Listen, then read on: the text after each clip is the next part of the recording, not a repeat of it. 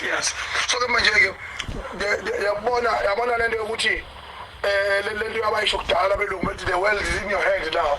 It's really now, it's in my hand, it's in my phone, the world is here. Phone kunento la yonke into uvuka ekuseni futhi kuthi bangaka abantu sebekubonile bangaka abantu aba-interacta nawe uwazi ukuthi even if upresident wamabhinqa ngathi usefuna ukuma as upresident wecountry bakhona abantu.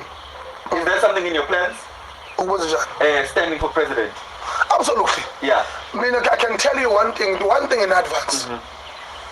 2024 would be national parliament. 2024. Kuyiphi inhlangano Macingwane? Phuma ke lapha. Ayikho inhlangano yeah. Futhi ayikho inhlangano engizoyisungula. Kodwa ngizobe ngise parliament ngo-2024. Yeah. Mark my words. Ngiwungqongqoshe. Please. Where arts? Khona iflag lela flag lela yayiba uzobona. Uthula ubuke wena. Ungizwe umkhulu uzobe eparlamente ewungqongqoshe into enkulu kabi eparlamente. Hayi mina ukuyofudumeza amabhentshi lapha. Ngiyile ukuyosuzela ihlalo mina lapha eparlamente. Ngiyophatha, yabona. Emveni kwalokho bese ngiphatha South Africa ngojikelele. Ngizoniphatha futhi angathi nani ndiyavuka ngathi ngiyangizwa. Kanini Macingwane uzohluka ngani lo Malema ngoba phela bathi uzwa ngodlame Macingwane une enthusiasm uyalwa la. Ayilwe. Yabona in South African society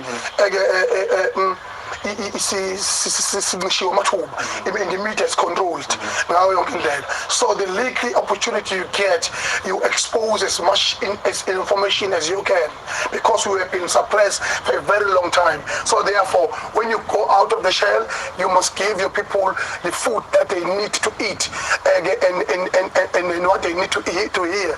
For an example, umalema mawuthi yabuka ukuthi unodlame, can you imagine ukuthi uNkulunkulu ngeplan yakhe ukhumbula umalema ekhuluma lapha eboshiwe lapha ethi kiss the poor, kiss the farmer. Yakhumbula mawuthi yabuka lapha umalema ezikhuluma lapha umalema uyahlanya yini umalema unodlama ngithi ngisho njalo.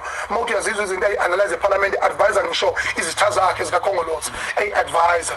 Actually, you need some freshmen, the president, you need some freshmen, you need some young people around you, because they are planning the future that they are not going to be part of.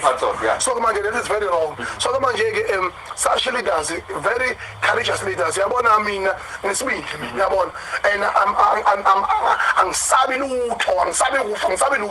because I know even when I close my eyes, thousands and thousands and thousands of ungizwe mkhulu will multiply.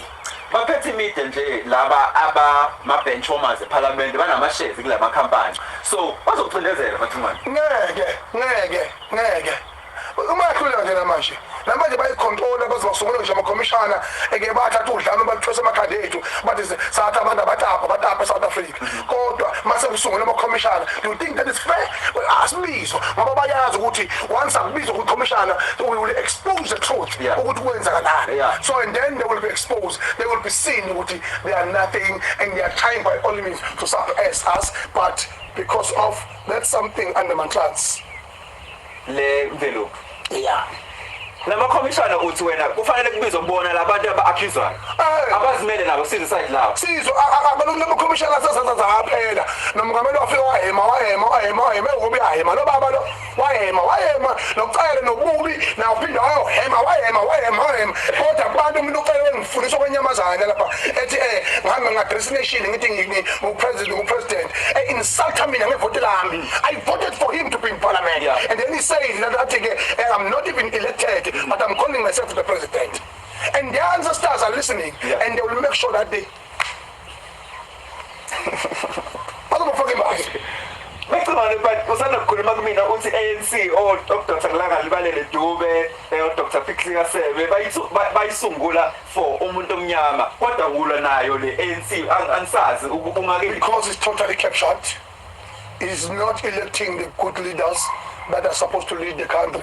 We need the experience of 28 years in parliament and governing the country, but we need a change. Macingwane, lokho ngolose wakho ngidinga ukwazi ukuthi ukuliphi icala ngoba uthi wona owawulela abantu abamnyama sisa abantu abamnyama kodwa futhi ulwa nawo wona lama leaders okhongolose. If you can rise Phika Seme, Dr. Seme, Dr. Langalibalele, Mandela, Oliver Tambo.